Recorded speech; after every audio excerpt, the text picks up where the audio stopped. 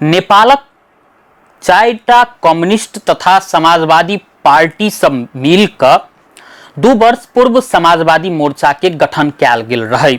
ओई दल में आबद्ध नेता सबके दाबी ई रहन जे ई समाजवादी मोर्चा के गठन संघीय लोकतांत्रिक गणतंत्रात्मक व्यवस्था के रक्षा तथा ई जे समाजवाद उन्मुख देश के ल जेबाक उद्देश्य से एहि मोर्चा के गठन कैल गेल छै। 2080 साल असार 4 गते समाजवादी मोर्चा के गठन कैल गेल रहे।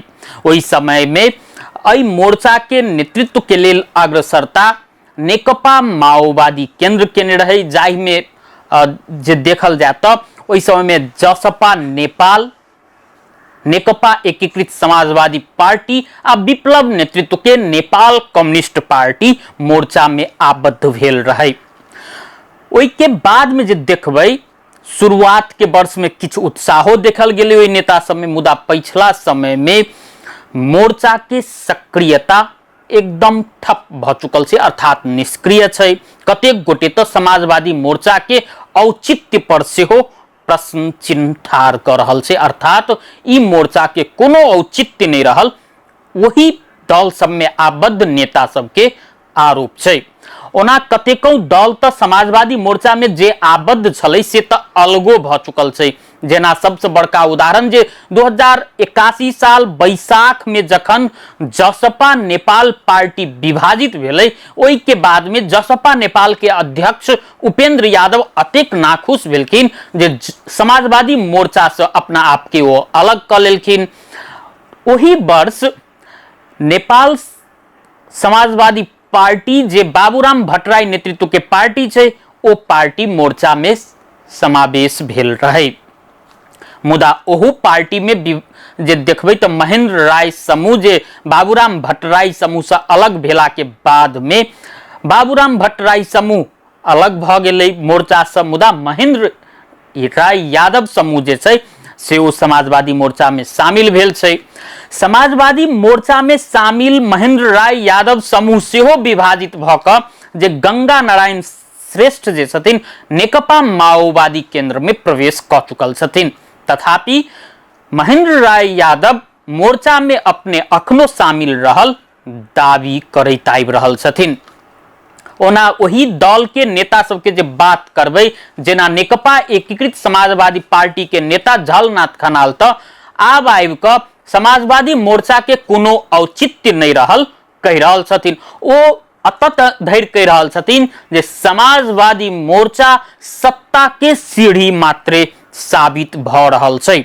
जाहि उद्देश्य के संग, जाहि पवित्र उद्देश्य के संग ई मोर्चा के गठन भेलै, पिछला समय में मोर्चा ओई जे उद्देश्य से दिग्भ्रमित भ चुकल छै, तैं एहि प्रकारक मोर्चा के कोनो औचित्य नहीं रहल कहल जा रहल छै। एकर बहुतो कारण सब छै, जेना नेकपा माओवादी केंद्र आ नेकपा एकीकृत समाजवादी पार्टी के नेता सब के व्यस्तता के कारण से समाजवादी मोर्चा के जे क्रियाकलाप सब छलै, गतिविधि सब छलै, से त निष्क्रिय भेले छै। संग संगे एकर औचित्य सेहो पुष्टि नहीं कर सकल छै ओहि दल में आबद्ध नेता सब। किया तो पिछला समय में तो शुरुआती वर्ष में समाजवादी मोर्चा 7 प्रदेश में संदेश सभा के आयोजना केलकै, 77 जिला में संगठन विस्तार कैल जा चुकल छै। तहिना बहुतो पालिका सब में सेहो समाजवादी मोर्चा के संगठन विस्तार भेल छै। मुदा पिछला समय में आबि क जखन ई विजिट वीसा प्रकरण में गृह मंत्री रमेश लेखक के राजीनामा मांग के लक बीतल जेठ 13 गते से निरंतर प्रतिनिधि सभा बैठक में विरोध सब भ रहल छै। ओहन अवस्था में सेहो समाजवादी मोर्चा के अखन धरि औपचारिक रूप से कोनो धारणा सार्वजनिक नहीं भेल छै। अहू हिसाब से देखल जाए तो समाजवादी मोर्चा अखन निष्क्रिय छै। संग संगे समाजवादी मोर्चा में आबद्ध नेता माधव कुमार नेपाल पर जखन अख्तियार मुद्दा दर्ता केलकै, ओहि के बादो में समाजवादी मोर्चा के आधिकारिक धारणा अखन धरि नहीं आब सकल छै। अर्थात समाजवादी मोर्चा के निष्क्रियता के कारण से समाजवादी मोर्चा प्रति ओहि मोर्चा में आबद्ध नेते सब में वितृष्णा बढ़ रहल छै आ ओहे सब आब आबि कऽ आरोप लगा रहल छथिन जे ई समाजवादी मोर्चा सत्ता के सीढ़ी मात्र साबित भेल छै। यदि समाजवादी मोर्चा के जे बात कल जाए, जखन औचित्य पर प्रश्न उठलै तब बीतल माघ 15 गते एक सभा के आयोजना कयल गेल रहे राजधानी में।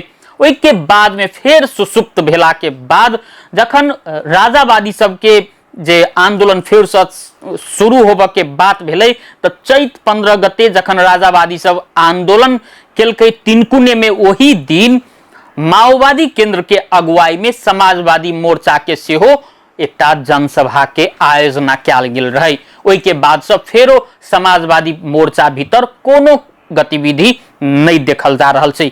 ई गतिविधि कहिया सब रुकल छै?